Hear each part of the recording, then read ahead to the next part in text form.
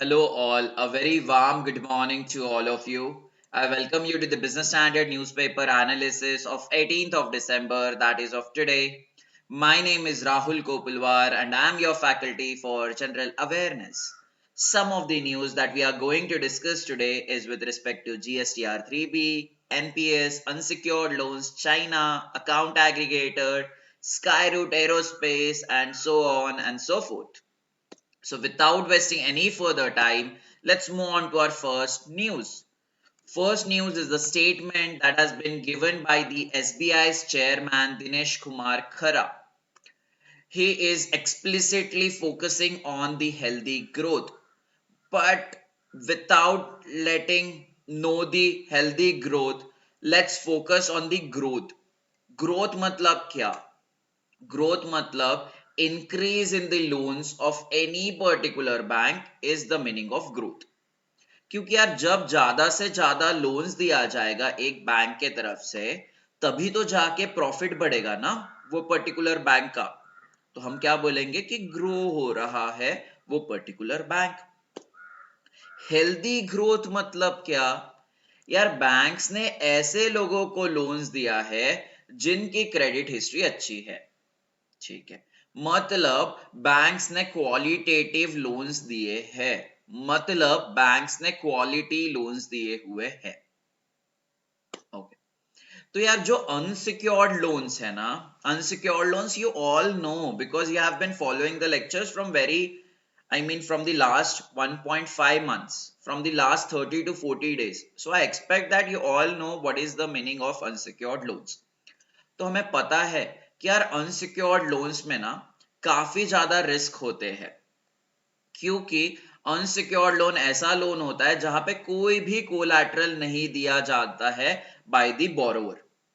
अगर यार बोरोवर अपने लोन को अगर पे नहीं कर पा रहा है, अगर वो अपनी ईएमआई को पे नहीं कर पा रहा है, तो उस केस में बैंक्स बोरोवर से अपना पैसा निकाल सकती है क्या? नहीं निकाल सकती है। क्यों? क्योंकि कोई कोलैटरल ही नहीं है वो अनसिक्योर्ड लोन्स के अंदर। फॉर एन एग्जांपल, माल्या ने पर्सनल लोन लिया है। Personal loan is an unsecured retail loan. Okay, Mallya ने पर्सनल लोन लिया है उसके बेटी की शादी के लिए 100 करोड़ का, तो वो अनसिक्योर्ड लोन है। तो वो 100 करोड़ का तो उसने लोन लिया, बट उसके अंतर्गत उसने कोई भी चीज गिरवी नहीं रखी है बैंक के पास। तो अगर माल्या 100 करोड़ रुपए डुबाता है तो उस केस में बैंक्स कुछ कर सकती है क्या? बैंक्स कुछ भी नहीं कर सकती है to recover the 100 crore rupees that Mallya has not given to this particular bank, because these loans are unsecured loans. These loans are not backed by any collateral.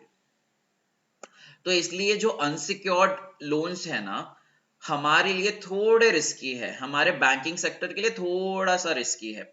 इसलिए तो आरबीआई ने कुछ दिन पहले गाइडलाइंस निकाली थी ना कि जो भी अनसिक्योर्ड लोन्स है, जैसे पर्सनल लोन्स है, उस पे बोला गया था कि उसका जो रिस्क वेट अभी 100% है ना, उसको हम 125% कर देंगे। जो क्रेडिट कार्ड्स है ना, क्रेडिट कार्ड्स पे आपको 125% का रिस्क वेट कर देंगे। ऐसा रिजर्व बैंक ऑफ इंडिया ने पिछले 1 से 1.5 महीने पहले वाले सर्कुलर में बोला था। तो 125% रिस्क वेट का भी आपको इंपॉर्टेंस पता है, उसके ड्रॉबैक्स पता है, उसके एडवांटेजेस पता है। ठीक है, क्योंकि you have already studied this. Okay, I am already telling you n number of times on my Telegram group that follow each and every lecture that has been there on my channel since last 1 month. If you follow that lecture, you won't be facing any kind of doubts in understanding any single word that has been written in this particular slide. So I always tell you that पुराने lecture देखो, पुराने lecture देखोगे तो आपका बहुत basic clear हो जाएगा। ये 1 महीने में आपको समझ लो कि फाइनेंस पूरा समझ में आएगा, क्योंकि हमने इतना डिटेल में पढ़ा हुआ है। ठीक है, आप एक बार जाके देख लो। ओके, तो यार अनसिक्योर्ड लोन्स ना बड़े तेजी से ग्रो हो रहे थे, बड़े तेजी से ग्रो हो रहे थे, और ये बहुत बड़ा कंसर्न था। ठीक है, ये बहुत बड़ा कंसर्न था रिजर्व बैंक ऑफ इंडिया का, क्योंकि ये अनसिक्योर्ड लोन्स है यार, ये अनसिक्योर्ड लोन्स के बोरोवर्स ने डिफॉल्ट कर दिया तो उस केस में क्या हो जाएगी, पूरी बैंकिंग इंडस्ट्री खत्म हो जाएगी, ठीक है, पूरे बैंक्स फेल होने के कगार पे आ जाएंगे। तो इसीलिए रिजर्व बैंक ऑफ इंडिया ने रिस्क वेट बढ़ाने की बात किया है। तो स्टेट बैंक ऑफ इंडिया क्या बोलता है कि जो रिस्क वेट बढ़ाने की काम किया है ना रिजर्व बैंक ऑफ इंडिया ने, जो एक बहुत अच्छा मूव है, तो हम भी इसलिए क्या देख रहे हैं, हम भी इसलिए देख रहे हैं कि अनसिक्योर्ड लोन्स, उसका जो वॉल्यूम है, उसकी जो फ्रीक्वेंसी है, हम पहले बहुत फास्ट पेस से अनसिक्योर्ड लोन्स दे रहे थे, बट अभी हम अनसिक्योर्ड लोन्स देना कम करेंगे because that is a riskier thing, ऐसा स्टेट बैंक ऑफ इंडिया भी बोलती है। ओके, सो ये चीज तो आपको पता है, अभी सारी चीजें 125% कर दिया है, रिस्क वेट कर दिया है अनसिक्योर्ड लोन्स पे। अनसिक्योर्ड लोन्स मतलब क्या है, उसमें पर्सनल लोन्स आ गए, कंज्यूमर ड्यूरेबल्स आ गए और क्रेडिट कार्ड्स के आ गए, ठीक है। क्रेडिट कार्ड्स का रिस्क वेट एग्जैक्टली क्या है हम नीचे देखेंगे, हम आगे वाले स्लाइड्स पे देखेंगे, but I think that is 150%, ठीक है। पहले 125% था क्रेडिट कार्ड का, अभी उसको 150% कर दिया है। Will see this in the next slide. Okay, तो उन्होंने वही बोला, growth is good but effort should be for the healthy growth, ठीक है। We have already discuss this before 5 minutes. Okay, due to the increase in risk weight there would be impact on banks capital. Okay यार, बराबर है ना। देखो, capital adequacy ratio में क्या करना पड़ता है आपको, capital adequacy ratio reserve bank of India ने बोला है कि इंक्लूडिंग कैपिटल कंजर्वेशन बफर, कोई भी बैंक्स का कैपिटल एडिक्वेसी रेशियो तो 11.5% होना ही चाहिए। ओके, तो कैपिटल एडिक्वेसी रेशियो क्या बताता है, जितने भी रिस्कियर एसेट्स है बैंक्स के, जितने भी रिस्कियर लोन्स दिए हैं बैंक्स ने, उसके अगेंस्ट में बैंक को कुछ certain percentage of money side में निकाल के रखना पड़ेगा इन देयर बफर, ठीक है। फॉर एन एग्जांपल, 100 करोड़ का पर्सनल लोन दिया है स्टेट बैंक ऑफ इंडिया ने, तो रिस्क वेट के गाइडलाइंस आने के पहले स्टेट बैंक ऑफ इंडिया को कितना पैसा साइड में निकाल के रखना पड़ता था, 100% of personal loan, that is 100% of 100 crore, that is 100 crore state Bank of India को साइड में निकाल के रखना पड़ता था। अभी क्या हुआ, क्योंकि पर्सनल लोन पे 125% कर दिया है रिस्क वेट, तो अभी क्या हो रहा है, 125% of personal loan state Bank of India को साइड में निकाल के रखना पड़ेगा। वो कितना हो गया, 125 करोड़ रुपीस, ठीक है। तो इस केस में क्या हो रहा है, क्योंकि बैंक्स अपना ज्यादा से ज्यादा पैसा बफर में रख रही है, ठीक है, पहले 100 करोड़ रख रही थी, अभी 25 करोड़ और उसको एक्स्ट्रा साइड में रखना है, तो वो 25 करोड़ पे वो लोन दे सकता है क्या, किसी को नहीं दे सकता है, जिसके वजह से क्या हो रहा है, बैंक्स की प्रॉफिटेबिलिटी जो है कम होने के चांसेस है। तो उनका बोलना है कि यार ये जो 100 करोड़ से 100% से 125% तो हुआ है, बट उसके वजह से जो हमारा कैपिटल एडिक्वेसी रेशियो बढ़ेगा ना, वो ज्यादा परसेंटेज से नहीं बढ़ेगा, बस वो बढ़ेगा 0.70 बेसिस पॉइंट से, ठीक है।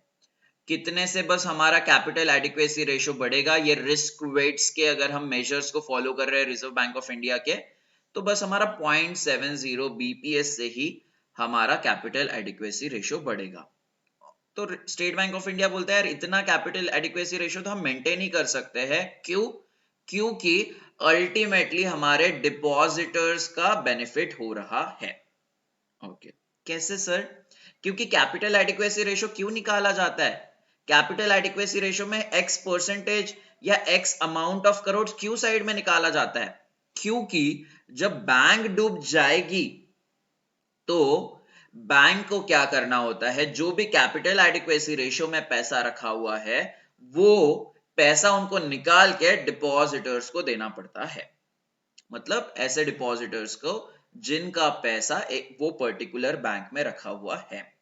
ओके, तो कैपिटल एडिक्वेसी रेशियो से क्या हो रहा है, डिपॉजिटर्स को बचा खुचा पैसा दिया जा रहा है, and which is a very good sign. तो इसलिए हेल्दी ग्रोथ पे बात की जा रही है, रिस्क वेट्स पे बात की जा रही है। रिस्क वेट्स के बढ़ने की वजह से स्टेट बैंक ऑफ इंडिया का बोलना है कि हमारे कैपिटल एडिक्वेसी रेशियो पे थोड़ा बहुत इंपैक्ट देखने के लिए मिलेगा। कितना? 0.70 बीपीएस से हमें इंपैक्ट देखने के लिए मिलेगा, और ये हमें रखना ही रखना पड़ेगा। क्यों? क्योंकि जिसके वजह से डिपॉजिटर्स के जो पैसे हैं वो सेफ रह सकते हैं।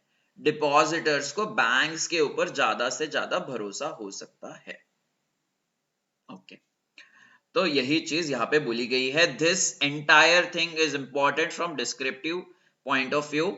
या आप लिख सकते हो अगर ऐसा सवाल आया कि यार रिस्क वेट्स के क्या इंपैक्ट्स है, क्या नेगेटिव इंपैक्ट्स है और क्या एडवांटेजेस है। आपने पहले तो पूरा डिटेल लेक्चर उस पर पढ़ लिया है, बट ये चीजें भी आप डाल सकते हो। एसबीआई की लाइन भी वहां पे मेंशन कर सकते हो, आपका आंसर और अच्छा प्रेजेंटेबल लगेगा। चलो, so such kind of questions also have been asked in the recent interview of RBI grade B जो अभी रिसेंटली हुए थे। तो ऐसे सवाल आपको पूछे जाते हैं। Next is NPS. यार एनपीएस ने ना इस फाइनेंशियल ईयर में जो भी फर्स्ट हाफ ऑफ 23-24 चला है वहां पे एनपीएस में बहुत कम हमें एनरोलमेंट्स देखने के लिए मिले हैं। ठीक है, this is again important from an interview perspective when you appear for PFRDA's interview, and important again for a descriptive perspective when you if they ask any kind of questions in the RBI grade B ESI, as well as some of the points that has been important from an objective perspective also for any kind of examination. तो पहले तो ये समझो यार NPS में इस financial year में हमें बहुत कम सब्सक्राइबर्स देखने के लिए मिले हैं। ये कौन बता रहा है? या डेटा कुछ प्रेजेंट किया है ना। डेटा कौन प्रेजेंट कर रहा है? डेटा प्रेजेंट किया है ministry of statistics and programme implementation ने। इसके मिनिस्टर ऑफ स्टेट है राव इंदरजीत सिंह। उन्होंने बोला है कि इस साल जो है ना बहुत कम हमें एनपीएस के अंदर सब्सक्राइबर्स देखने के लिए मिले हैं। उसका रीजन क्या है? ठीक, रीजन के लिए थोड़ा बैकड्रॉप में समझो, थोड़ा कॉन्टेक्स्ट समझो।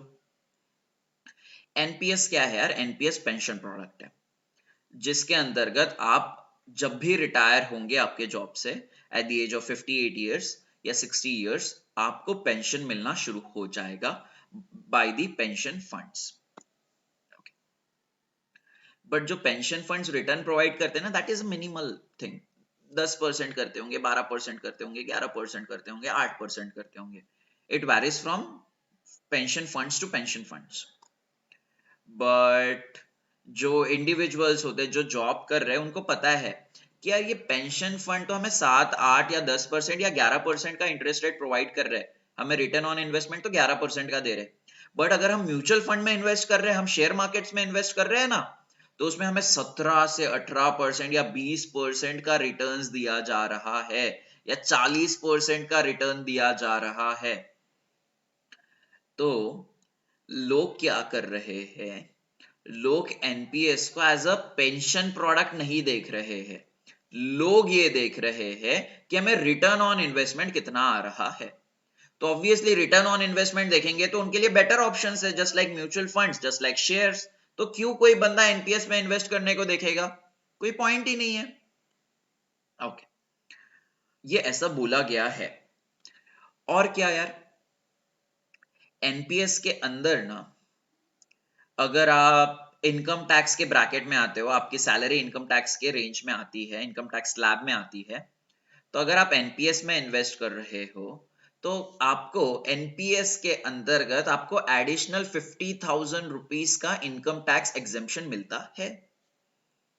ठीक है, तो यार लोग एनपीएस और क्यों, किस लिए यूज कर रहे थे पिछले साल तक? इनकम टैक्स का एग्जेम्पशन पाने के लिए।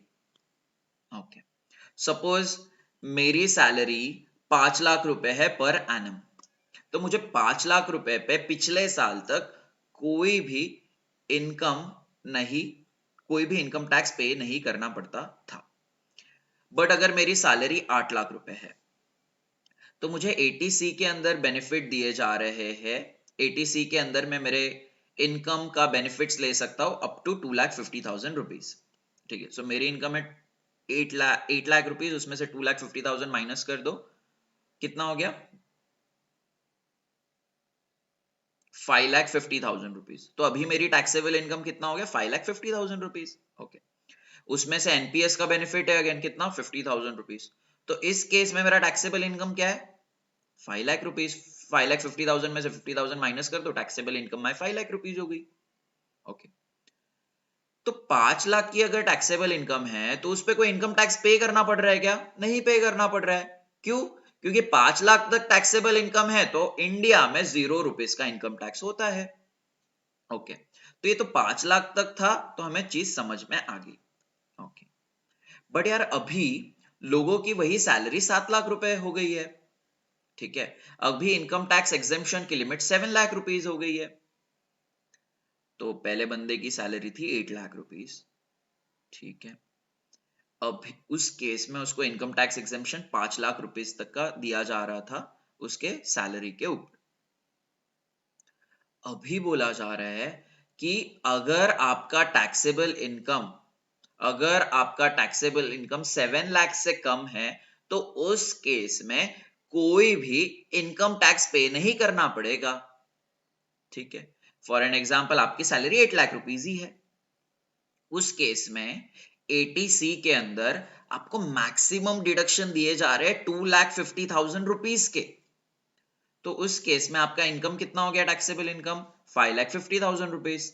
5,50,000 रुपीज पे टैक्स बैठेगा क्या आपको इंडिया में? नहीं बैठेगा। क्यों नहीं बैठेगा? क्योंकि इस साल से income tax exemption limit 7 lakh rupees की हो गई है। क्योंकि आपकी सैलरी 7 लाख रुपीज से कम है, क्योंकि आपका टैक्सेबल इनकम 7 लाख रुपीज से कम है, तो वो केस में ऑब्वियसली आपको इनकम टैक्स नहीं लगेगा।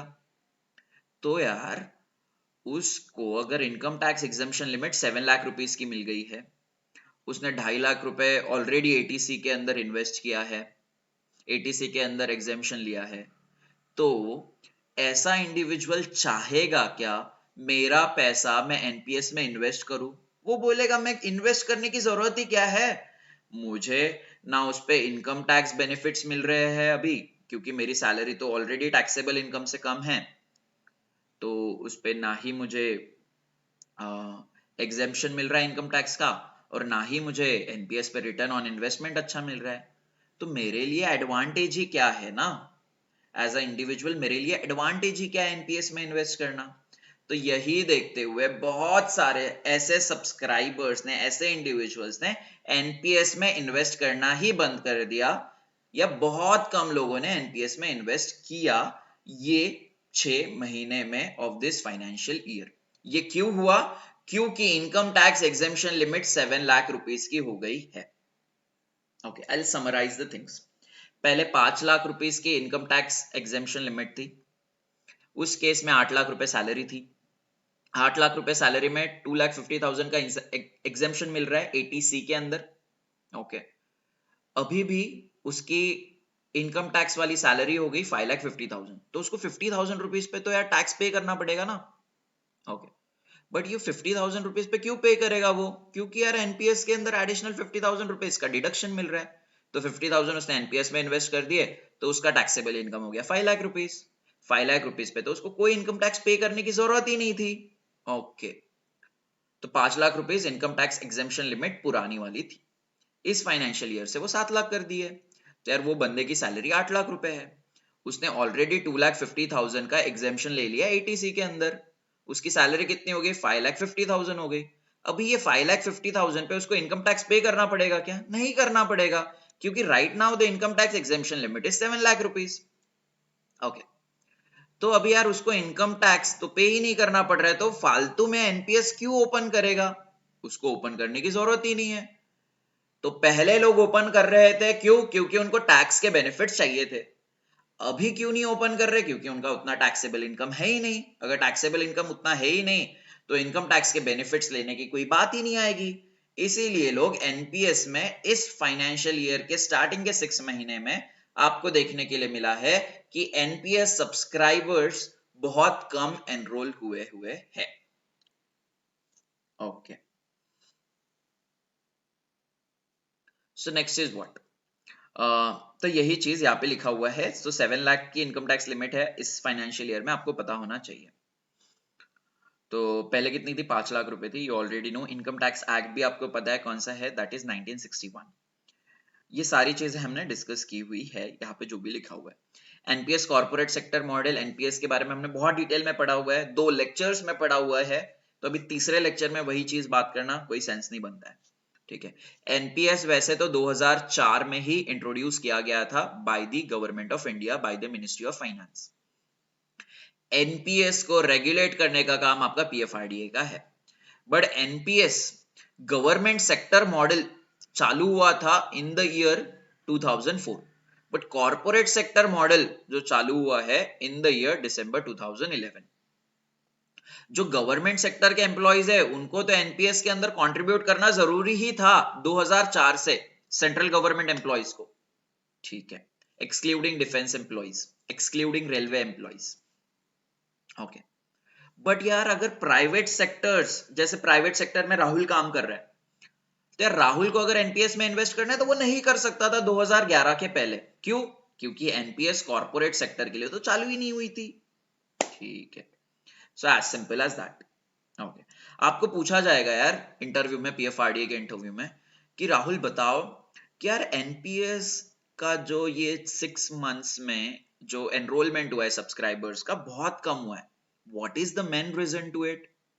आप बोलोगे कि सर एनपीएस पे जो लोगों का व्यू है वो लोगों का ऐसा व्यू है कि लोग बस इनकम टैक्स एग्जेम्पशंस के लिए अभी तक लोग इन्वेस्ट कर रहे थे ये पर्टिकुलर एनपीएस प्रोडक्ट में।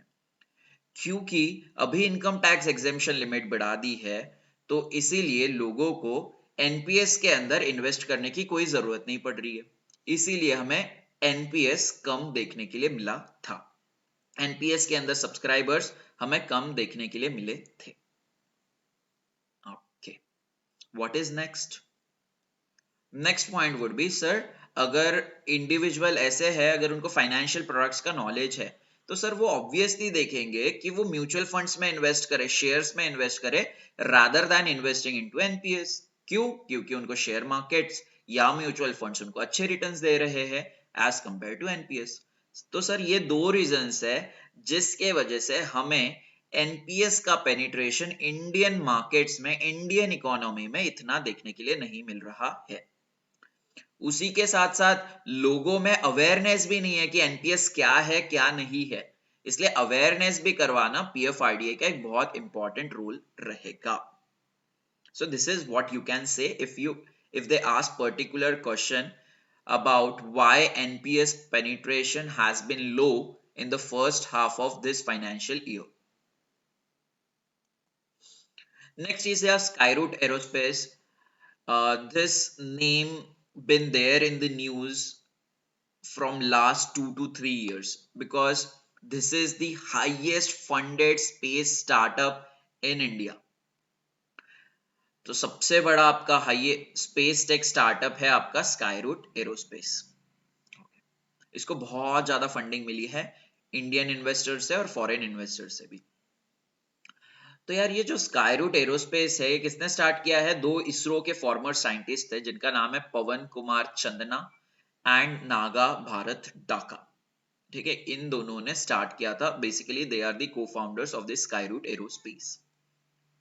बट ये स्काईरूट एरोस्पेस की शुरुआत कैसे हुई थी? As a incubator. इंक्यूबेटर का नाम क्या था? T hub, that is technology hub. कहां पे स्टार्ट हुआ था? Raidurg is a place in the Hyderabad district of Telangana. So incubator मतलब क्या? इंक्यूबेटर मतलब ऐसी जगह जहां पे लोगों को सिखाया जाता है कि वो अपना बिजनेस स्क्रैच से कैसे स्टार्ट कर सके और उसको ग्रो कर सके। सो इंक्यूबेटर मतलब ऐसी जगह जहां पे आप ये चीज सीख सकते हो कि अगर आपका बिजनेस स्टार्ट करना है तो वो कैसे स्टार्ट किया जाए from the scratch. Incubator. Accelerator मतलब क्या? यार आपका बिजनेस तो है बट बिजनेस आपका अच्छा प्रॉफिटेबल नहीं है, अच्छा रेवेन्यू नहीं हो रहा है आपके बिजनेस से, तो आपका बिजनेस प्रॉफिटेबल लेवल पे रेवेन्यू उसका कैसे इंक्रीज करना है वो चीज एक्सेलरेटर में सिखाई जाती है। Incubator business from scratch, accelerator already existing business को कैसे प्रॉफिटेबल बनाना है, कैसे उसके रेवेन्यू बढ़ाना है, वो चीज आपका एक्सेलरेटर में सिखाया जाता है। ओके, सो स्काईरूट एरोस्पेस के headquarters is in Hyderabad, Telangana.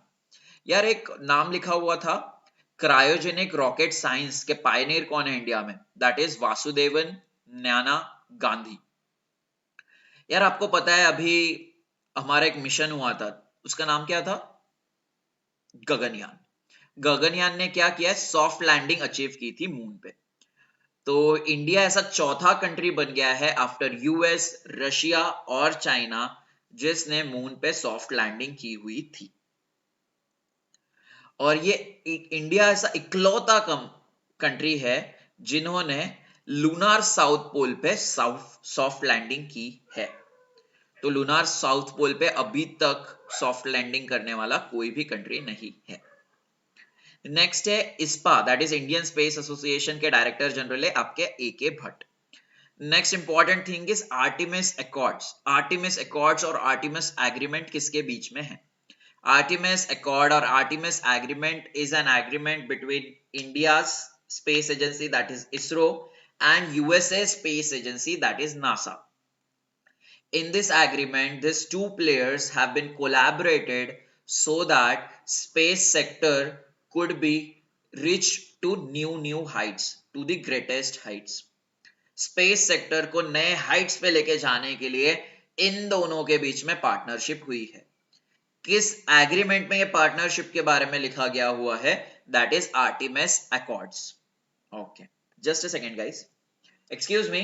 आदर्श, आदर्श,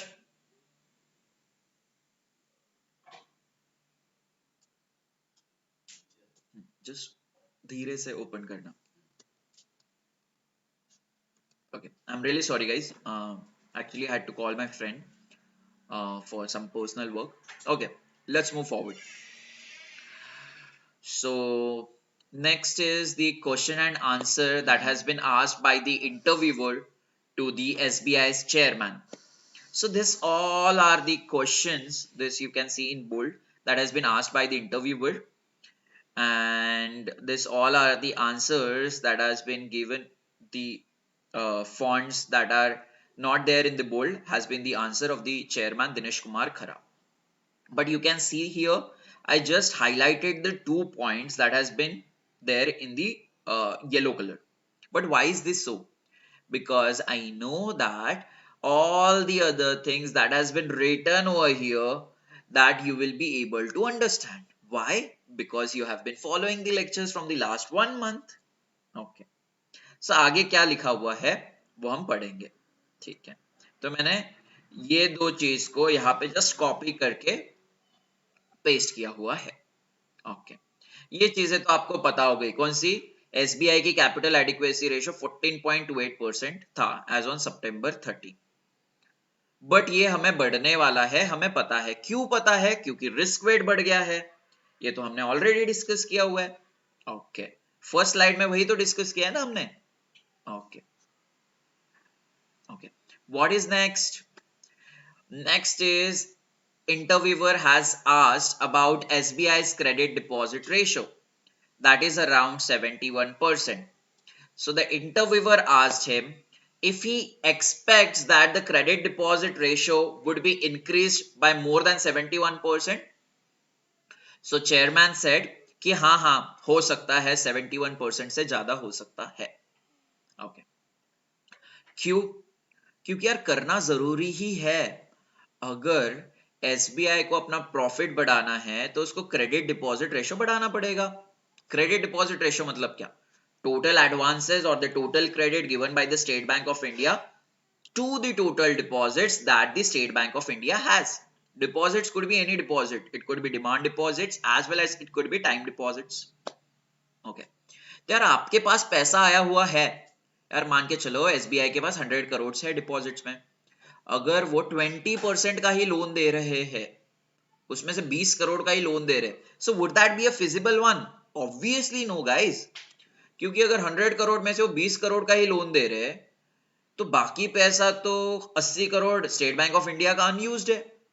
तो उस केस पे तो कोई प्रॉफिट ही नहीं कमा पाएगा स्टेट बैंक ऑफ इंडिया, तो उस चीज का बाकी 80 करोड़ का कुछ फायदा ही नहीं है, क्योंकि बस स्टेट बैंक ऑफ इंडिया की कॉस्ट लगे जा रही है वो डिपॉजिट्स के ऊपर, क्योंकि डिपॉजिट्स पे इंटरेस्ट रेट तो देना पड़ता है ना। तो जब तक वो डिपॉजिट्स के माध्यम से ज्यादा loan state Bank of India नहीं देगा, तब तक स्टेट बैंक ऑफ इंडिया अपना और प्रॉफिट इंक्रीज नहीं कर सकता है। This is what has been written over here. तो CD ratio, credit deposit ratio बढ़ाना बहुत अनिवार्य है। तो उन्होंने बोला है, क्या बोला है कि यार ये क्रेडिट डिपॉजिट रेशियो 1% से बढ़ सकता है बस, ठीक है, हम इतना एक्सपेक्ट कर रहे हैं 1%, बट एसबीआई का credit deposit ratio is very very good. अगर आप बाकी बैंक्स का देखोगे तो इतना अच्छा नहीं है वो, ठीक है, बिकॉज यू ऑल नो कि SBI is the most profitable bank of our country, ठीक है, इन एन एब्सोल्यूट टर्म्स। तो यहाँ पर 100 बेसिस पॉइंट से बढ़ा है। 1% क्यों बोल रहा हूँ, क्योंकि 1 बीपीएस इज इक्वल्स टू 1/100, सो 100 बीपीएस में से आप उसको डिवाइड कर दो बाय 100, सो दैट इज 1%। तो 71% से 1% इंक्रीज हो जाएगा, दैट इज 72% हो जाएगा।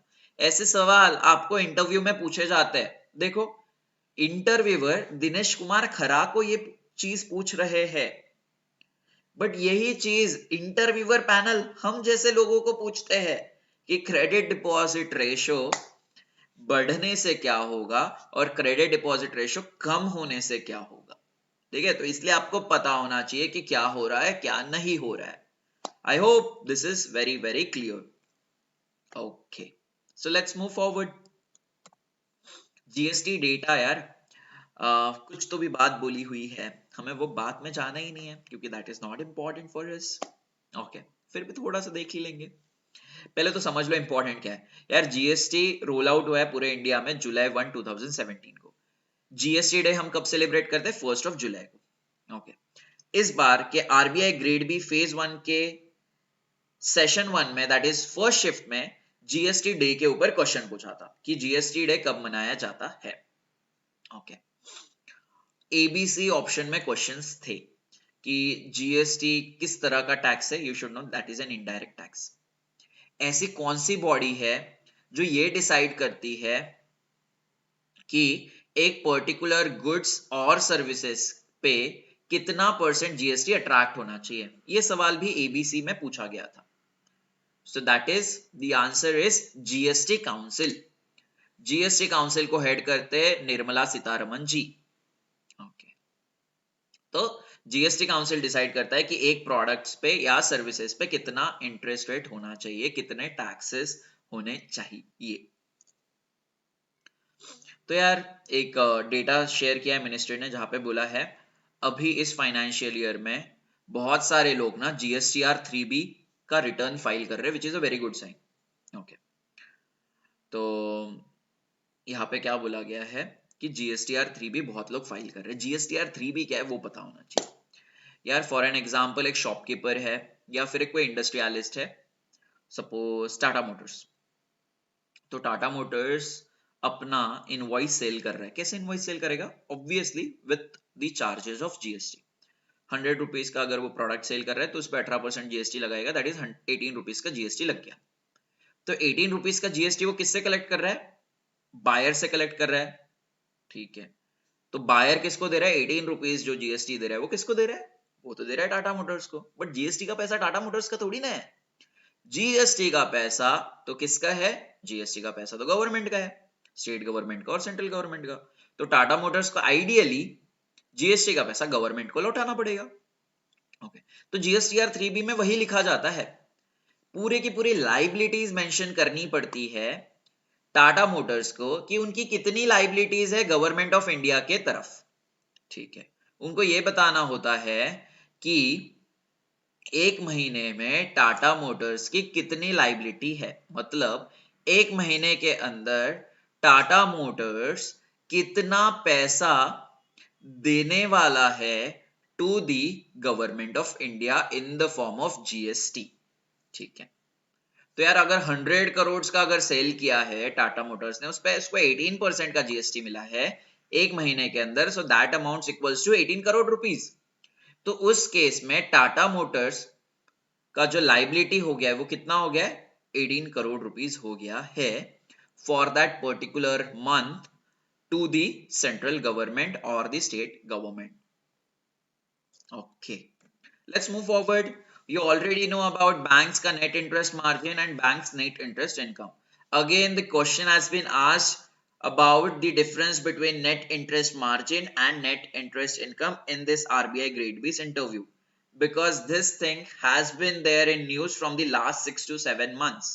So net interest margin, net interest income पे उन्होंने सवाल पूछ लिया. ठीक है यार, देखो नेट इंटरेस्ट मार्जिन अगर एक पर्टिकुलर बैंक का बढ़ाना है तो क्या किया जा सकता है. पहली तो बात, कम से कम रेट पे डिपॉजिट्स कलेक्ट किए जाएंगे बैंकों के द्वारा, या फिर क्या किया जाएगा, या फिर ज्यादा से ज्यादा इंटरेस्ट रेट पे लोन्स दिए जाएंगे. दोनों ही चीज हो सकती है. एक तो कम से कम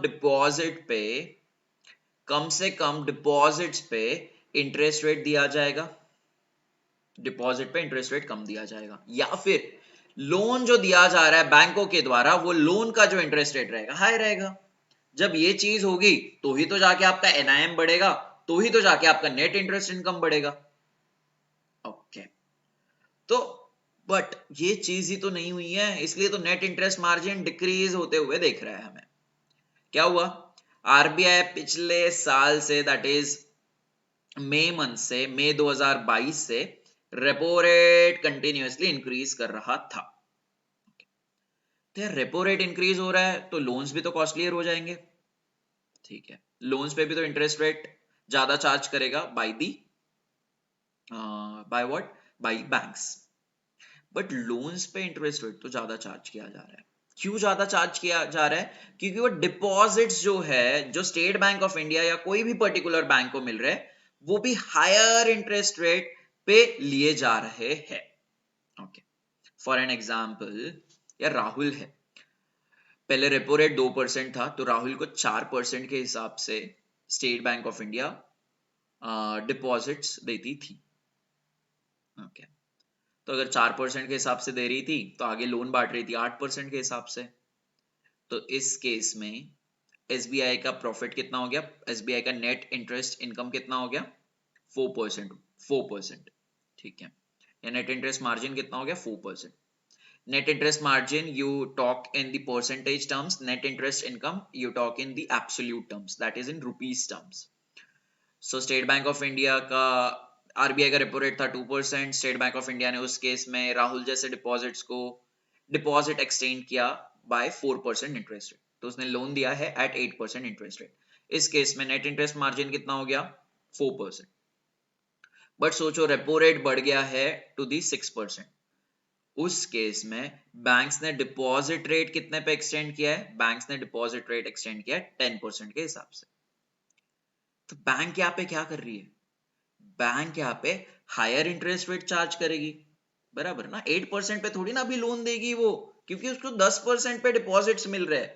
तो 10% ही अगर उसका कॉस्ट है तो 8% पे थोड़ी ना वो आगे लोन बांटेगी. वो तो ऑब्वियसली ज्यादा से ज्यादा 10% से ज्यादा दे देगी. क्यों, क्योंकि उसको तो अपना प्रॉफिट बनाना है. ठीक है, तो इसलिए जब रेपो रेट बढ़ गया तो उसी के साथ आपका डिपॉजिट इंटरेस्ट रेट भी बढ़ गया. क्योंकि डिपॉजिट इंटरेस्ट रेट बढ़ गया तो जिसके वजह से बैंक्स को अपना क्या बढ़ाना पड़ा, बैंक्स को अपना लोन देने वाला इंटरेस्ट रेट भी बढ़ाना पड़ा, लेंडिंग रेट भी बढ़ाना पड़ा. ठीक है, अगर ऐसा हो रहा है तो बैंक के लिए तो बहुत अच्छी चीज है, बट ऐसा नहीं हुआ. क्या हो रहा था एक्चुअल सिनेरियो में, जो बैंक जो डिपॉजिट्स पे इंटरेस्ट रेट दे रही है वो तो बढ़ रहा था, बट उतनी ही तेजी से बैंक्स जो है लेंडिंग रेट इंक्रीज नहीं कर पा रही थी, जिसकी वजह से क्या हुआ, नेट इंटरेस्ट मार्जिन बैंक्स का श्रिंक हो गया, बैंक्स का डिक्रीज हो गया. तो जिसके वजह से बैंक्स जो है अपना प्रॉफिटेबिलिटी बढ़ा नहीं पाई. Okay, this is what that has been given over here. यार कॉस्ट ऑफ डिपॉजिट्स क्या होता है आपको पता है, पढ़ लो क्या होता है. which refers to the rate of interest the bank pays on deposits. Rahul ने 100 रुपए जमा किए स्टेट बैंक ऑफ इंडिया को, राहुल ने उस पे स्टेट बैंक ऑफ इंडिया ने स्टेट बैंक ऑफ इंडिया ने राहुल को दिए 6%। सो इस केस में कॉस्ट ऑफ डिपॉजिट्स क्या हो गया स्टेट बैंक ऑफ इंडिया के लिए? 6 रुपीज। ठीक है, क्यों? क्योंकि डिपॉजिट्स पे 6 रुपए स्टेट बैंक ऑफ इंडिया को देने पड़ रहे। तो देखो, आप इंटरव्यू में ऐसा अगर घुमा फिरा की चीज बताओगे, like rate of interest that bank pays on deposits, क्यों बताना है ऐसा चीज? आप बताओ ना डायरेक्टली, उनको बोलो just cost of deposits. Cost of deposits आप उनको बोलोगे तो उनको समझ में आ जाएगा। कॉस्ट ऑफ डिपॉजिट्स अगर आप उनको बोल रहे हो तो उनको समझ में आ जाएगा कि यार बंदे के पास बहुत ज्यादा टेक्निकल नॉलेज है। तो जितना यूज हो सकता है आप टेक्निकल वर्ड्स का इस्तेमाल करो ना। कहां पे? इंटरव्यू में, और साथ साथ में ही आपके फेज 2 डिस्क्रिप्टिव राइटिंग में। ठीक है, तो आप अगले बार से rate of interest that bank pays on deposits use करने की आपको जरूरत नहीं है। आप just cost of deposits use करो, समझ आ जाएगा उनको। So I guess you are through with the understanding of why the net interest margin or the net interest income has been reduced, has been shrunk in this last few quarters. You know the reason. Let's move forward. कुछ नहीं यार, सूरत में diamond exchange हमने start किया है। Bourse is nothing but the exchange, that is the stock exchange. जैसे national stock exchange is nothing but the bourse, Bombay stock exchange is nothing but the bourse. Okay, तो यार सूरत में हमने डायमंड एक्सचेंज स्टार्ट किया है। बस मतलब क्या? वो एक्सचेंज पे जाके आप डायमंड्स को खरीद सकते हो, डायमंड्स की ट्रेडिंग कर सकते हो, just like your normal shares. ठीक है, ये कहां पे स्टार्ट हुआ है? ये स्टार्ट हुआ है सूरत में, स्टार्ट हुआ है। और ये इंडिया का पहला डायमंड बोर्स है, सेपरेट डायमंड बोर्स। इंडिया का कहां पे स्टार्ट हुआ है? वो स्टार्ट हुआ है सूरत में। किसने स्टार्ट किया है? किसने इनॉग्रेट किया है? प्राइम मिनिस्टर नरेंद्र मोदी जी ने। ये कहां पे है यार? सूरत कहां पे? सूरत यूपी में है क्या? क्या सूरत महाराष्ट्र में? आपको तो पता है ना सूरत कहां पे है, ये मुझे होमवर्क तो देने की जरूरत नहीं है। ठीक है, सूरत इज इन गुजरात। ठीक है, सो ये सूरत डायमंड बोर्स ये कहां पे एग्जैक्टली है? This is located at Khajod village in the Surat city. तो यहाँ पे क्या पूछा जा सकता है? ये डायमंड बोर्स कहां पे बन रहा है? ये बना है अभी खजोड़ विलेज में, that is in Surat city. किसने इनॉग्रेट किया है? ये इनॉग्रेट किया नरेंद्र मोदी जी ने। बस इतना ही पूछा जाएगा अगर यहाँ से कुछ सवाल आया तो, बट ऐसे सवाल एग्जामिनेशन में देखने के लिए मिलते हैं। लेट्स मूव फॉरवर्ड यार। International Maritime Organization. ओके, तो अभी हमारा 28 सीओपी कंक्लूड हुआ है। बट हम कितने बार बात कर रहे हैं 28 सीओपी की? बहुत बार बात कर रहे हैं। उस पर अपने बड़े बड़े ओपिनियंस देख लिए, बड़े बड़े एडिटोरियल्स देख लिए, सीओपी के बारे में सब कुछ पढ़ लिया है। तो यार ये 28 सीओपी को ना एक सक्सेसफुल सीओपी बताया जा रहा है। क्यों? क्योंकि 198 कंट्रीज ने फाइनल डिक्लेरेशन के ऊपर, फाइनल एग्रीमेंट के ऊपर साइन किया है। उन्होंने बोला है कि हम फॉसिल फ्यूल्स को खत्म करने का ट्राई करेंगे। ये चीज यहाँ पे बोली गई है। तो इसीलिए 198 कंट्रीज ने, क्योंकि फॉसिल फ्यूल्स को खत्म करने की बात की हुई है, उसके ऊपर साइन किया है, तो इसलिए 28 सीओपी को सक्सेसफुल माना जा रहा है। ओके, नेक्स्ट इज व्हाट यार? बट कुछ कुछ ऐसे सेक्टर्स है वो बोलते हैं कि हम नेट जीरो को जो है पहले ही अचीव कर लेंगे। ठीक है, जैसे यार इंडिया का नेट जीरो का टारगेट है 2070, बट मैरीटाइम सेक्टर बोलता है पूरे ग्लोब का कि मैरीटाइम इंडस्ट्री जो अपने नेट जीरो के टारगेट को अचीव कर लेगी बाय द ईयर 2050। वैसे ही आपका आईआरसीटीसी क्या बोलता है? वो तो बोलता है हम 2030 तक नेट जीरो अचीव कर लेंगे। ठीक है, तो ये अलग अलग सेक्टर्स अपने अलग अलग टारगेट्स लेके हुए आए हैं, which is a very good sign. क्योंकि अगर हर एक सेक्टर जल्दी से जल्दी अगर अपना नेट जीरो अचीव कर रहा है, तभी तो जाके कंट्री 2070 के पहले अपने नेट जीरो टारगेट को अचीव कर सकेगी। ठीक है, तो ये जो मैरीटाइम इंडस्ट्री है ना, आपकी जो शिपिंग इंडस्ट्री है ना, वो 3% ही कंट्रीब्यूट करती है ग्लोबल जीएचजी एमिशंस में, ग्रीन हाउस गैस एमिशन में, and this 3% is a very huge number. ठीक है, सो इंटरनेशनल मैरीटाइम ऑर्गेनाइजेशन का क्या काम है? इंटरनेशनल मैरीटाइम ऑर्गेनाइजेशन पूरे इंटरनेशनल शिपिंग इंडस्ट्री को रेगुलेट करती है। ये रेगुलेट करती है कि कितने ग्रीन हाउस गैसेस वहां से निकलने चाहिए पर्टिकुलर शिप से, सेफ्टी और सिक्योरिटी क्या रहनी चाहिए वो शिपिंग सेक्टर में। तो पूरा का पूरा इंटरनेशनल शिपिंग को रेगुलेट करने का काम आपका आईएमओ का है। तो recently green house gas reduction strategy IMO ने बिल्ड की थी इन द जुलाई 2023। तो उन्होंने बोला है कि नेट जीरो हम अचीव कर लेंगे बाय 2050। कर लेंगे यार, बट धीरे धीरे छोटे छोटे टारगेट्स भी तो अचीव करने पड़ेंगे ना। तो उन्होंने बोल दिया है कि 2030 तक हम 20 to 30% जीएचजी एमिशंस का नेट जीरो को अचीव कर लेंगे। 2040 तक हम 70 to 80% net zero GHG targets को अचीव कर लेंगे। अगर किसी को लग रहा है कि ये पॉइंट इंपॉर्टेंट नहीं है तो let me tell you this point is important. This point is important from an objective perspective. पूछा जा सकता है कि 2030 में क्या है, 2040 के टारगेट क्या है, 2050 के टारगेट्स क्या है। कार्बन डाइऑक्साइड एमिशन भी हम कम करेंगे, ऐसा आईएमओ बोलता है। वो कम करेंगे by 40% till the year 2030। Okay, so IMO कहाँ पे है, आईएमओ कौन से एग्रीमेंट के थ्रू कहाँ पे इस्टेब्लिश्ड हुआ है पता होना चाहिए। सो आईएमओ का इस्टेब्लिशमेंट हुआ है एक एग्रीमेंट के अंतर्गत। ठीक है, एक यूनाइटेड नेशन का कॉन्फ्रेंस हो रहा था जिनेवा में। कौन से साल में? 1948 में। तो वो जिनेवा में जो होने वाले कॉन्फ्रेंस में बात किया गया था कि हमें ऐसी कोई बॉडी बनानी चाहिए जो इंटरनेशनल शिपिंग को रेगुलेट करेगी। तो हम लेके आ गए, किसको लेके आ गए? हम लेके आ गए आईएमओ को। ओके, बट आईएमओ का बनने का डिसीजन हुआ है यूनाइटेड नेशन के कॉन्फ्रेंस में जो हुआ था 1948 में। बट एक्चुअली एस्टैब्लिश्ड कब हुई है, उसके ऑफिसेस एग्जैक्टली कब बने हैं, दैट इज 17 मार्च 1958 को। ठीक है, तो बात हुई थी आईएमओ बनाने की 10 साल पहले, दैट इज 1948 में। तो 10 साल बाद आईएमओ एक्चुअली में एस्टैब्लिश्ड हुआ है। आईएमओ के हेडक्वार्टर्स कहाँ पे? That is in London, UK. और सेक्रेटरी जनरल इज कीटक लीम।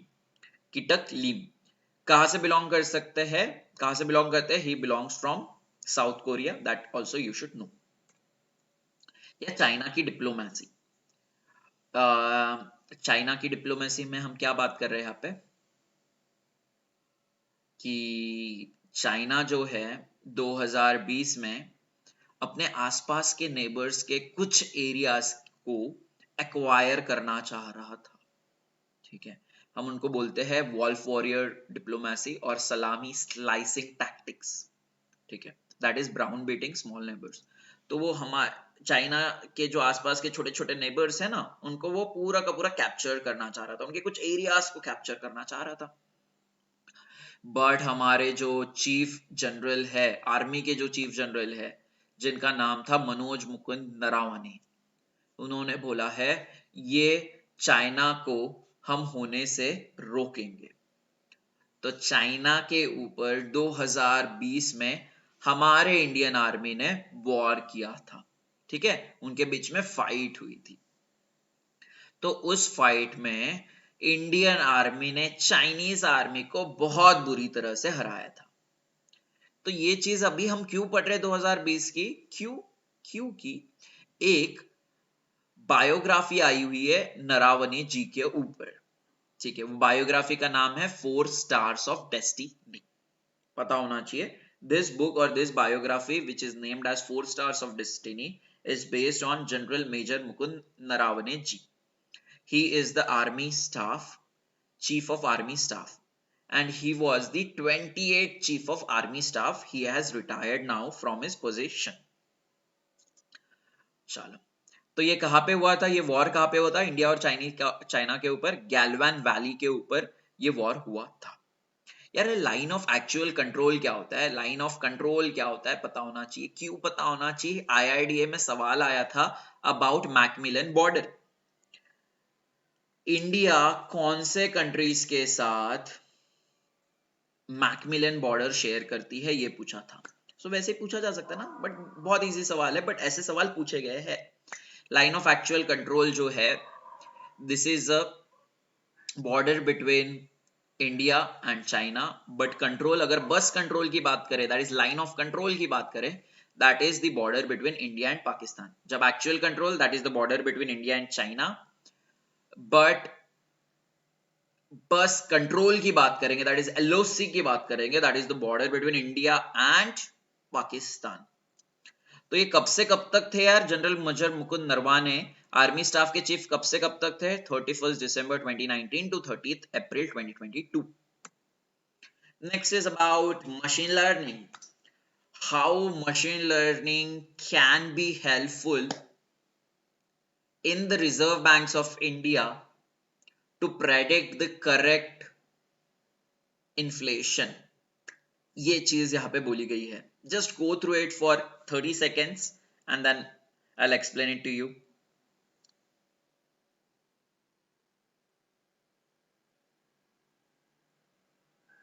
This is the editorial.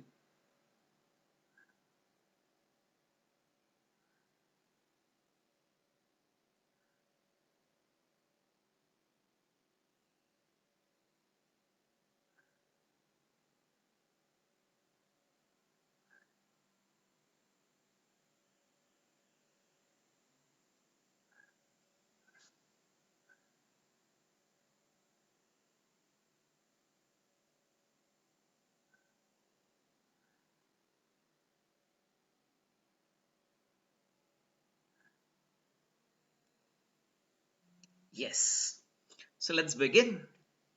Yeah, why not? Let's begin. Okay. I know यहाँ पे आपको बहुत ये कुछ यहाँ पे मेरे फोटो के पीछे कुछ डेटा लिखा होगा, वो आपको दिख नहीं रहा होगा. But do not worry because I sent this PDFs on my Business Standard newspaper analysis channel on Telegram. So from there you can see this कि क्या लिखा हुआ है, क्या नहीं लिखा हुआ है.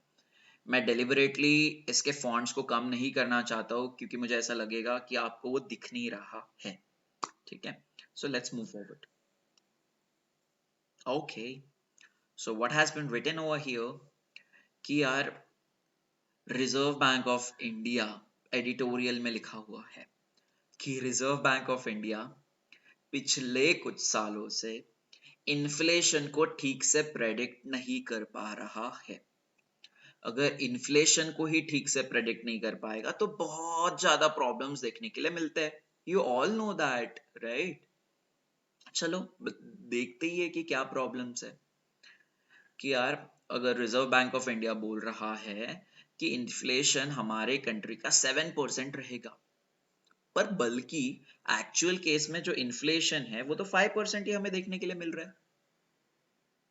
ओके, तो यार जब भी reserve bank of India predict कर रहा है 7% के हिसाब से, तो हाउस होल्ड्स क्या करेंगे, हम जैसे लोग क्या करेंगे? हम जैसे लोग तो सोचेंगे कि यार हमें तो अभी पैसा बचा के रखना है क्योंकि आगे जाके महंगाई बढ़ने वाली है. तो उस केस में क्या हो रहा है, हम पैसा सेव करके रख रहे हैं. अगर सेव हम ज्यादा से ज्यादा पैसा करेंगे, मतलब हम ज्यादा से ज्यादा पैसा इकोनॉमी में स्पेंड नहीं करेंगे, तो उस केस में क्या होगा? उस केस में इंडिया की जीडीपी इंप्रूव ही नहीं होगी क्योंकि जीडीपी इंप्रूव होने का main reason is spending. That is spending by the government, spending by the household और स्पेंडिंग बाय द कॉर्पोरेट्स. तो अगर हम लोग स्पेंड ही नहीं कर रहे हैं तो जीडीपी कहां से इंप्रूव होगी? और हम स्पेंड नहीं क्यों कर रहे हैं? क्योंकि रिजर्व बैंक ऑफ इंडिया ने बोला है कि जो इन्फ्लेशन रहेगा 7% के हिसाब से रहेगा.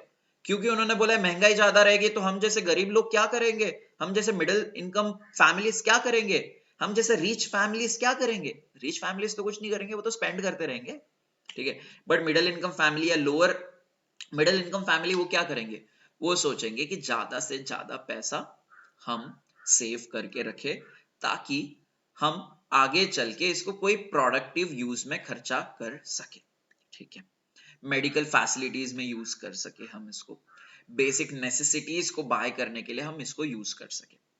तो क्योंकि रिजर्व बैंक ऑफ इंडिया बोलता है कि इन्फ्लेशन हाई रहेगा, तो जिस केस में क्या हो रहा है, हम जैसे कंज्यूमर्स ज्यादा से ज्यादा पैसा सेव करने को देख रहे हैं. ज्यादा से ज्यादा पैसा सेव कर रहे हैं मतलब क्या हो रहा है? इकोनॉमी में हम कम स्पेंड कर रहे हैं. अगर हम इकोनॉमी में कम स्पेंड कर रहे हैं तो क्या हो जाएगा? जीडीपी इंप्रूव नहीं होगा.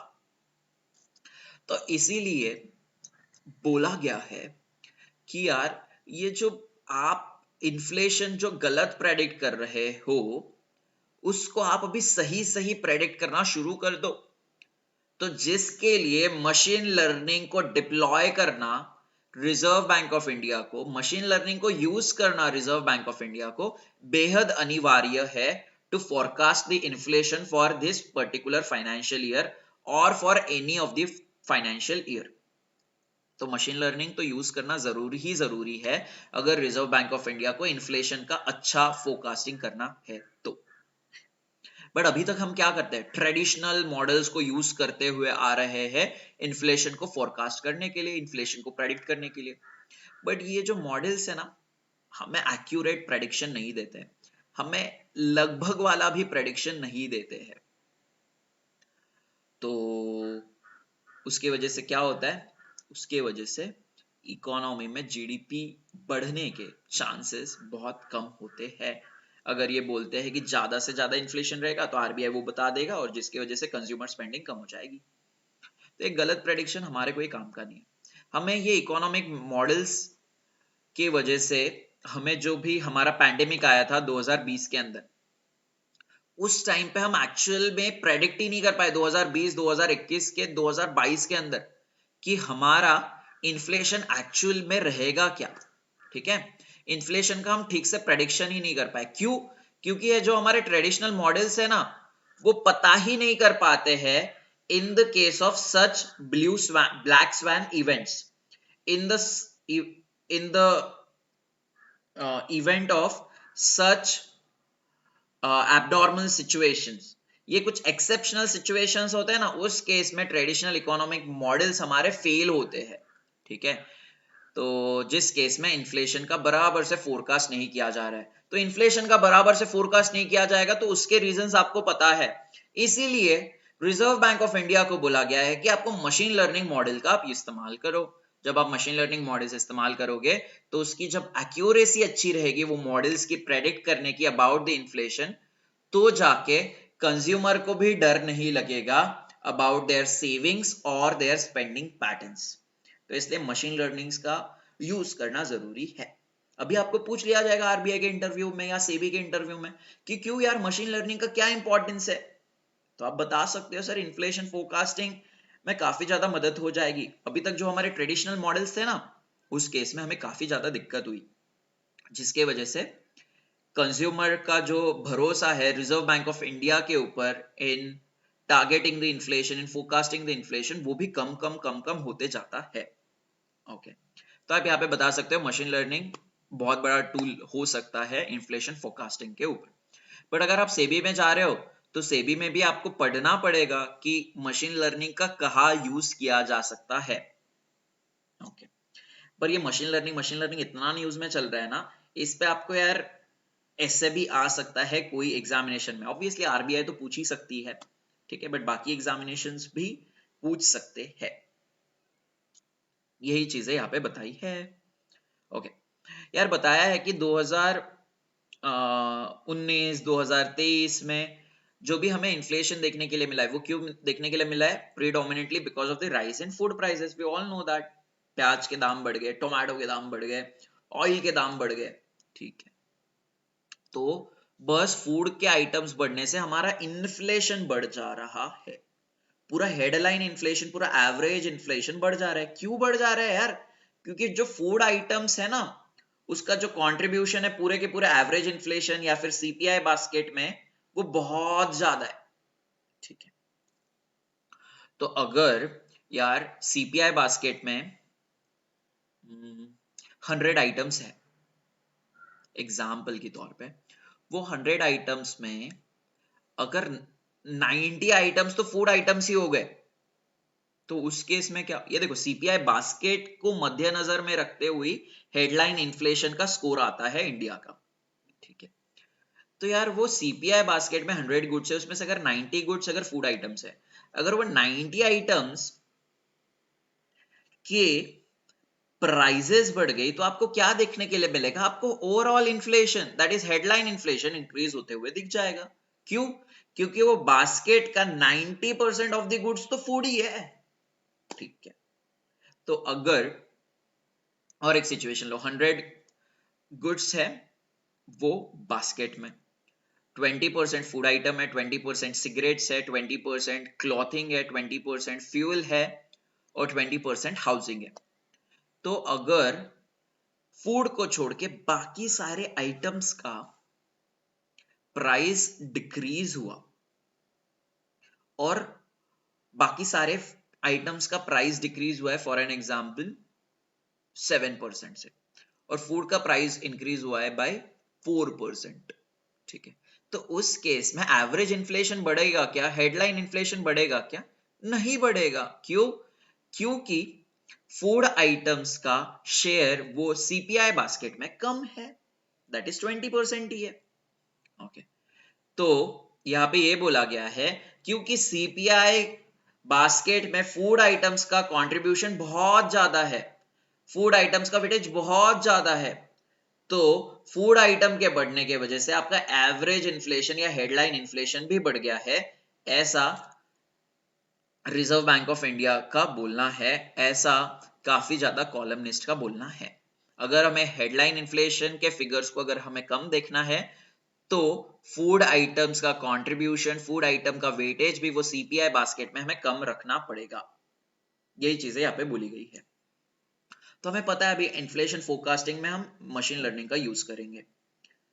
सुपरवाइजरी फंक्शंस में भी हम मशीन लर्निंग का यूज करने वाले हैं, जिसके लिए रिजर्व बैंक ऑफ इंडिया ने 8 महीने पहले, 6 महीने पहले 2 कंपनीज को ऑर्डर दिया था। किस लिए? सुपरविजन में भी मशीन लर्निंग मॉडल्स को यूज करने के लिए। वो 2 कौन से कंपनीज हैं? फर्स्ट कंपनी इज मैकेंसी और सेकेंड कंपनी कौन सी है मुझे आप कमेंट सेक्शन में बता दो। इज इट एक्सेंचर और इज इट कॉग्निजेंट? वो मुझे आप कमेंट सेक्शन में बता दो। Okay, next is what? Next is account aggregator. Okay यार, मान के चलो कि राहुल है, राहुल का सैलरी है 1 लाख रुपीस, ओके, बट वो बैंक में पहली बार जा रहा है लोन लेने के लिए, ओके, और बैंक में जा रहा है वो एसबीआई में लोन लेने के लिए। तो एसबीआई तो उसको मांगेगी कि आपका सैलरी स्लिप दे दो, आपके मुझे इन्वेस्टमेंट्स बताओ, आपके मुझे अभी तक बताओ कि आपने कहाँ कहाँ से लोन्स लिया हुआ है, आप कितना ईएमआई पे कर रहे हो, आपका इनकम टैक्स रिटर्न्स दो, आपने अगर म्यूचुअल फंड में इन्वेस्ट किया है तो मुझे उसका आइडिया दो, शेयर्स में इन्वेस्ट किया है तो उसका आइडिया दो। तो अगर 1 लाख रुपए का इनकम है तो यही सारी चीजों में इन्वेस्टमेंट के में ही अगर 70,000 राहुल को जाते हैं, 70,000 राहुल के चले जाते हैं, बट वो 50 लाख का लोन लेना चाह रहा है जिसपे उसको ईएमआई बैठ रही है 50,000 रुपए पे की। तो उस केस में बैंक्स जो है राहुल को लोन देंगे क्या? नहीं देंगे, क्योंकि राहुल के हाथ में ही पैसा बच रहा है 30,000 रुपए। तो 30,000 रुपए बच रहा है बट उसको तो ईएमआई पड़ रही है 50,000 रुपीज की। तो उस केस में एसबीआई राहुल को लोन देगा क्या? नहीं देगा ना यार। ओके, बट देखो अभी राहुल को एसबीआई को डेटा प्रोवाइड करने के लिए उसको म्यूचुअल फंड के अकाउंट में जाना पड़ेगा, वहां से डेटा डाउनलोड करना पड़ेगा और बैंक को देना पड़ेगा। इन्वेस्टमेंट के भी, इंश्योरेंस भी उसने खरीदा, इंश्योरेंस कंपनी के पास जाना पड़ेगा, उससे डेटा लेना पड़ेगा, बैंक को देना पड़ेगा। उसने शेयर मार्केट्स में इन्वेस्ट किया है, शेयर मार्केट्स के एप्लीकेशन पे जाना पड़ेगा, शेयर सर्टिफिकेट उसको बैंक को देना पड़ेगा। उसको अपनी सैलरी स्लिप्स, उसको अपने IT records that is income tax return भी बैंक को देना पड़ेगा, आधार कार्ड बैंक को देना पड़ेगा, एड्रेस प्रूफ बैंक को देना पड़ेगा और तरह तरह तरह तरह की चीजें बैंक को देना पड़ेगा, जिसके ऊपर से बैंक डिसाइड करेगा कि ये बंदे को हमें लोन देना है या नहीं देना है। इस केस में क्या हो रहा है? राहुल का बड़ा टाइम निकल जा रहा है, ठीक है, वो उसको काम भी है यार, वो 2 जगह काम कर रहा है राहुल, ठीक है, या 1 जगह एम्प्लॉयड है राहुल। तो उस केस में क्या हो रहा है?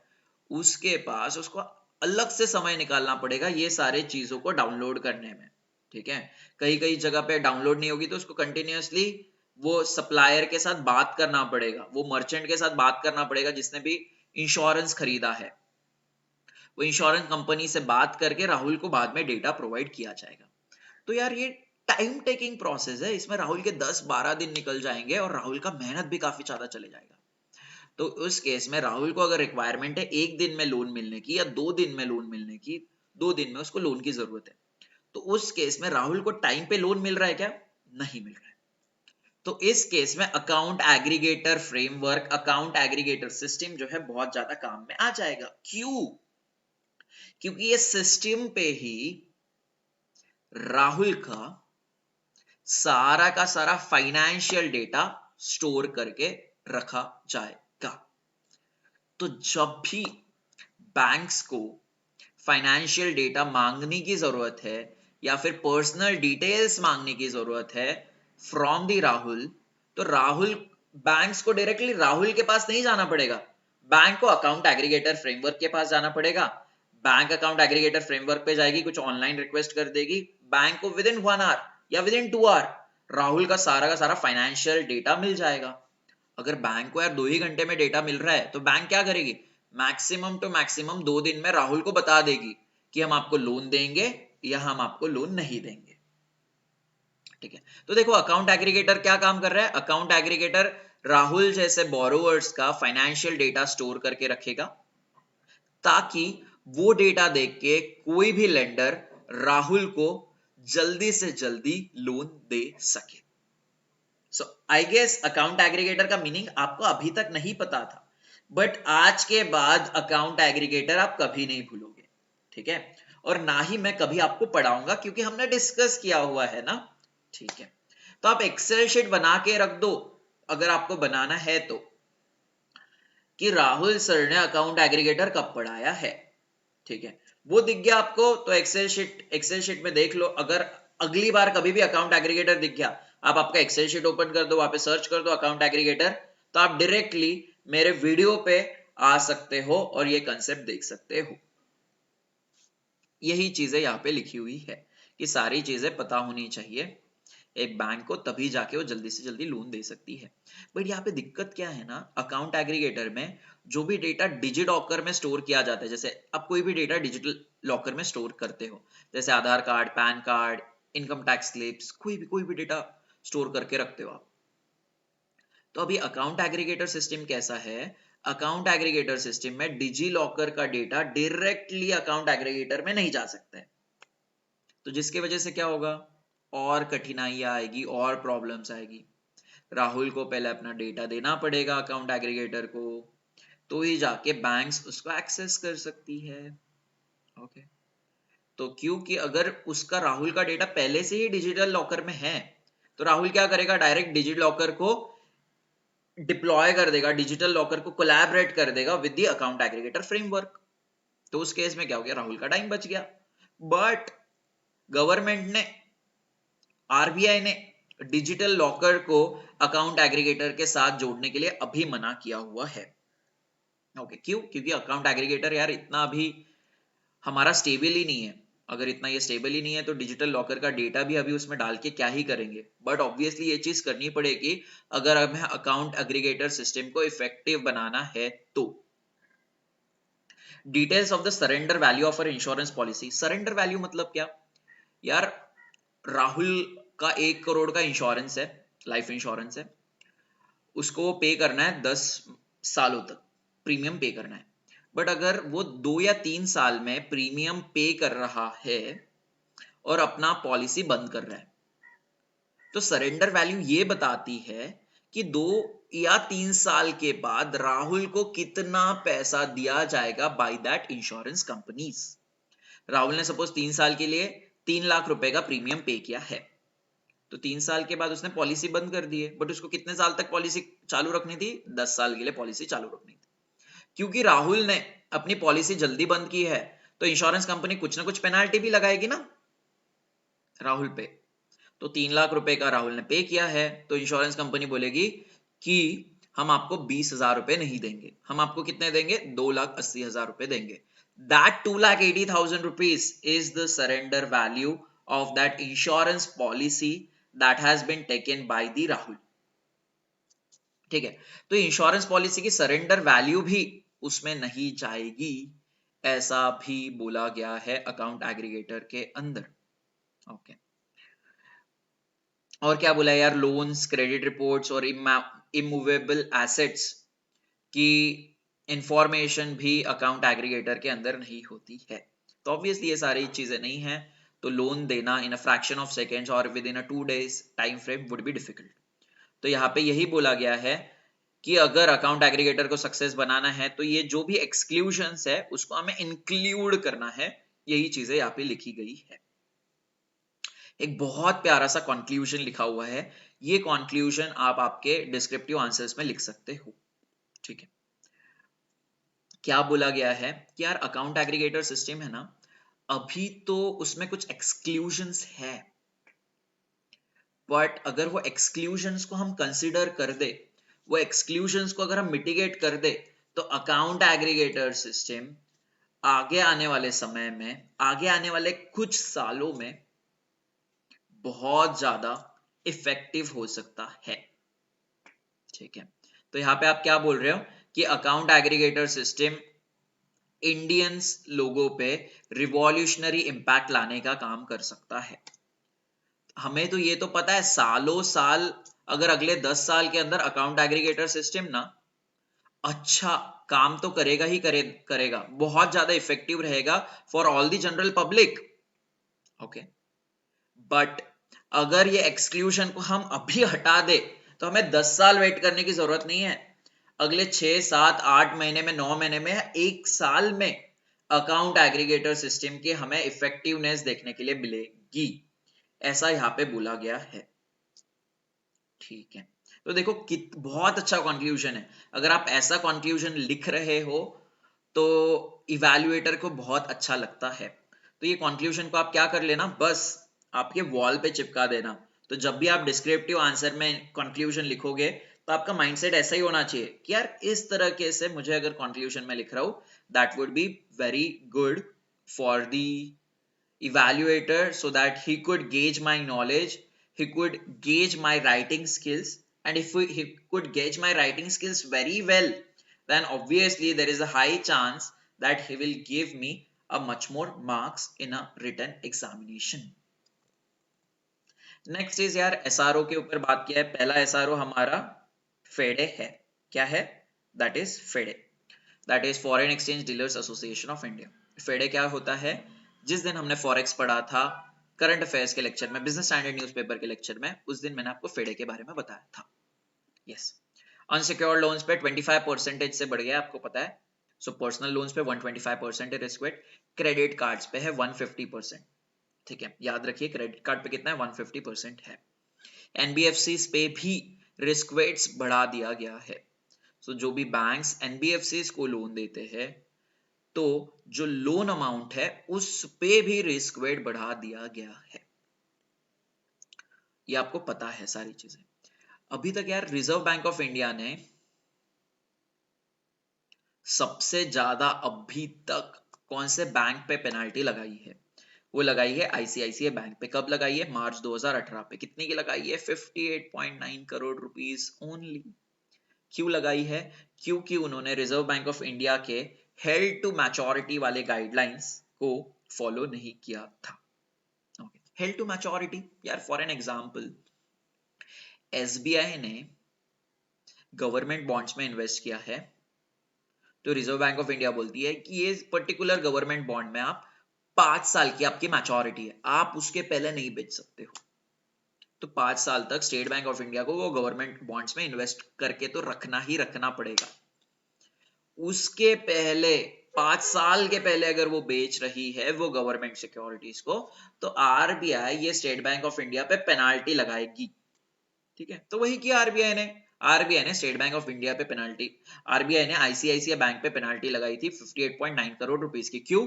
क्योंकि उन्होंने हेल्ड टू मैच्योरिटी वाले इन्वेस्टमेंट्स को मैच्योरिटी के पहले ही सेल कर दिया था, and which is wrong as far as RBI's norms are concerned. So this is the end of our today's session. I hope you liked this session very much. You understood every bits and pieces of this session very much, क्योंकि हम हर एक चीज बहुत detail में पढ़ते हैं। ठीक है, क्योंकि मेरा मकसद ये इनिशिएटिव से यही है कि आपको हर छोटी छोटी छोटी चीज आपको बहुत डिटेल में समझनी चाहिए। ठीक है, बट अगर आप मुझे कॉन्टिन्यूअसली फॉलो कर रहे हो 1 महीने से, उससे आपको बहुत ज्यादा यूजफुल हो जाएगी।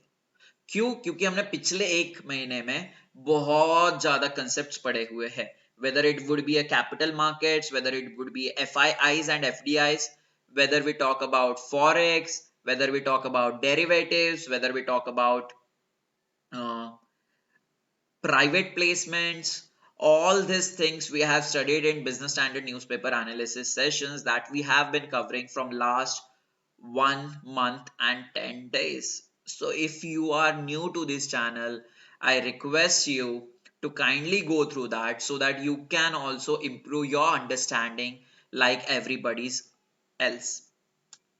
So those who have not connected to me on my Telegram channel, I request you to kindly connect me there, because you will get all kind of updates and the MCQs on a daily basis on that platform only.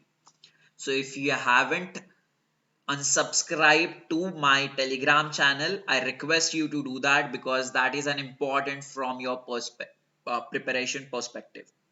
I hope I'm clear. I hope you are clear with all your concepts that we have been talking through this session. If you have any kind of doubts, do let me know in the comment section. I would be more than happy to serve you. Thank you so much. If you like the content, do let me know in the comment section. Your comments are much more valuable to me, because I have recently started this initiative on the eve of Lakshmi Pujan 2023. कोई कोई sir मुझे पूछते हैं कि sir आप इतने late sessions कभी कभी क्यों अपलोड करते हो, and that is because of my work commitments, guys. I actually work for an IT company where I look after the strategic I'm in a strategy consulting role. So I have my full-time job from Monday to Friday. I have full-time job from Monday to Friday where I usually work as a freelancer, but that freelancing again takes my 7 to 8 hours or 9 hours a day. That's why I'm calling it a full-time job. And having that, it becomes extremely difficult for me sometimes to upload the lecture at a very designated time, okay, because of my work commitments. And again, on Saturday and Sunday, I have my free lancing role where I teach finance, management, ESI, as well as general awareness at offline center at Pune. Okay. I teach at Oliboard Offline Learning Center that is based out of Pune. So again, my Saturday and Sundays are very packed for teaching that. So that's why there has been some delay in uploading these videos. So pardon me for that, but I hope you are enjoying this session very much, as I have seen from your comments, LinkedIn, personal messages, Instagram messages, or the through emails. I'm very obliged for your love. Thank you so much. If you like it, do let me know in the comment section. Your comments are much more valuable to me. Thank you so much. I hope to see you again in tomorrow's session on this same channel. Thank you. Have a nice day. Bye bye. I will post the MCQs regarding this session today at 10:30 p.m. on our Telegram group. Okay. Now no thank you, because thank you बहुत बार बोल चुका हूँ मैं अब तक. Okay, चलो, see you guys tomorrow.